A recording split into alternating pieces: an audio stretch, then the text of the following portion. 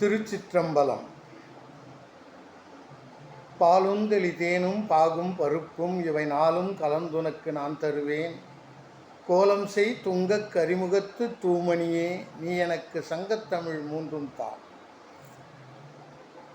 வந்த வினையும் வருகின்ற வல்வினையும் கந்தன் என்று சொல்ல கலங்கிடுமே.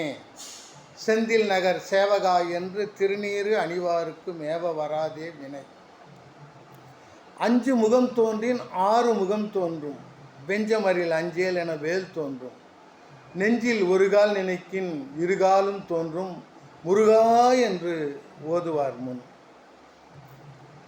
முருகனை 2 பொண்டாட்டிக்காரன் சொல்லுவாங்க. வள்ளி மண்ணில் பிறந்து மண்ணில் வளர்ந்து மண்ணில் வளர்ந்த சக்தி வள்ளி. தெய்வ யானை விண்ணில் பிறந்து விண்ணில் வளர்ந்த விண்ணுலக சக்தி.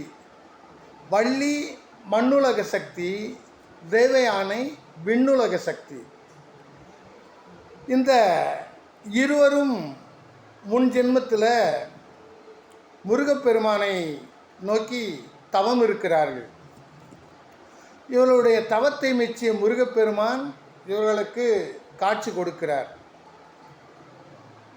அம்மைங்களே, உங்களுக்கு என்ன வரம் வேண்டும், எதற்காக நீங்கள் என்னை குறித்து தவம் இருக்கிறேன் என்று முருகப்பெருமான் கேட்கிறார்.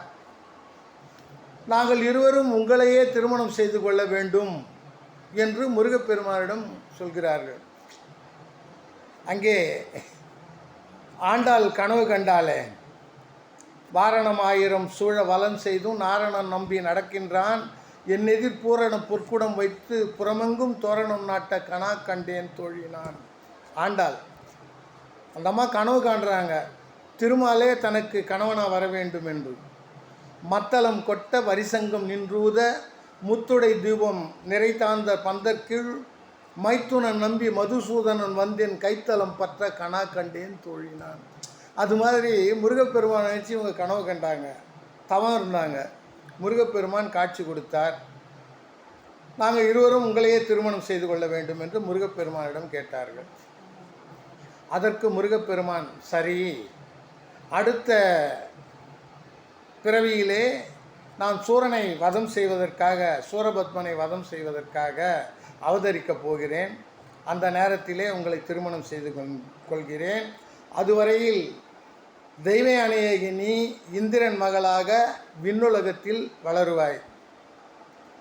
வள்ளியாகிய நீ மண்ணுலகில் வேடுவ குலத்தில் பிறந்து நம்பிராஜன் என்பவனுடைய அரவணைப்பில் நீ வளர்வாய் என்று அருள்பாலிக்கிறார் முருகப்பெருமான். அதன் பிரகாரம் வள்ளி மண்ணுலகிலும் தெய்வ யானை விண்ணுலகிலும் பிறக்கிறார்கள்.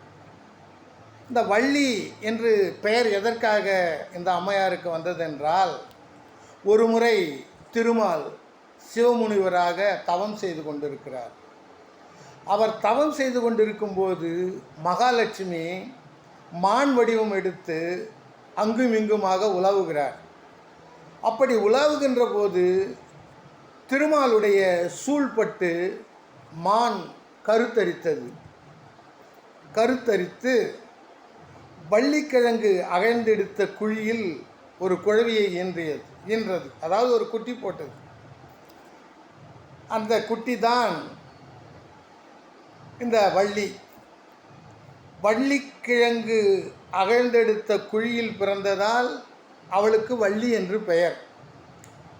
பகவான் கந்தர் அனுபூதியில் சொல்லுவார், செம்மான் மகளை திருடும் திருடன் பெம்மான் முருகன் பிறவான் இரவான் சும்மா இரு சொல்லற என்றாலுமே அம்மா பொருளொன்றும் அறிந்திலனே என்று அருணகிரிநாதர் சொல்லுவார். திருமால் பெண்ணை திருடினார், முருகப்பெருமான் பெண்ணையே திருடினார். அப்படி அவர்கள் இருவரும் தேவலோக சக்தியாகவும் மண்ணுலகத்தில் மண்ணுலக சக்தியாகவும் அவதரிக்கிறார்கள். சூரசம்மாரம் முடிந்த அந்த 6வது நாள் இந்திரன் மகள் தேவயானையை முருகப்பெருமான் திருமணம் செய்கிறார்கள். அதன் பிறகு அவருடைய சாந்தம் நிலவும் ஒரு படை வீடாக 5ஆம் படை வீடாக திருத்தணி என்பதி தவழ்கிறது. அந்த திருத்தணியில் தங்கியிருக்கும் பொழுது முருகப்பெருமான் அருகில் உள்ள வள்ளிமலைக்கு செல்கிறார். அங்கே வள்ளிமலையிலே ஆயலூட்டும் பெண்ணாக வள்ளியை சந்திக்கிறார்.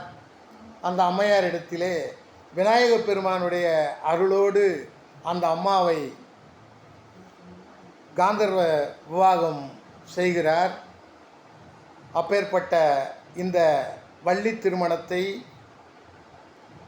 கேட்கும் உங்கள் அனைவருக்கும் இந்த கந்தசஷ்டி விரத நல்லாளில் நோயற்ற வாழ்வு, குறைவற்ற செல்வத்துடன் எல்லாம் வல்ல அம்பிகை அந்த 16 செல்வங்களும் அபிராம பட்டர் சொல்லக்கூடிய அந்த 16 செல்வங்களும் கலையாத கல்வி, குறையாத வயது, கவடுவாராத நட்பு, கன்றாத வளமை, குன்றாத இளமை, கழுவினி இல்லாத உடல், சலியாத மனம், அன்பு அகலாத மனைவி, தவறாத சந்தானம், தாழாத கீர்த்தி, மாறாத வார்த்தை, தடைகள் வாராத கொடையும், ஒரு துன்பம் இல்லாத வாழ்வில் நீங்கள் வாழ வேண்டும். அந்த 16 பேர்களும் பெற்று நீங்கள் வாழ வேண்டும் என்று பிரார்த்தித்து உங்களிடமிருந்து விடைபெறுவது உங்கள் ஈசன் மகன்.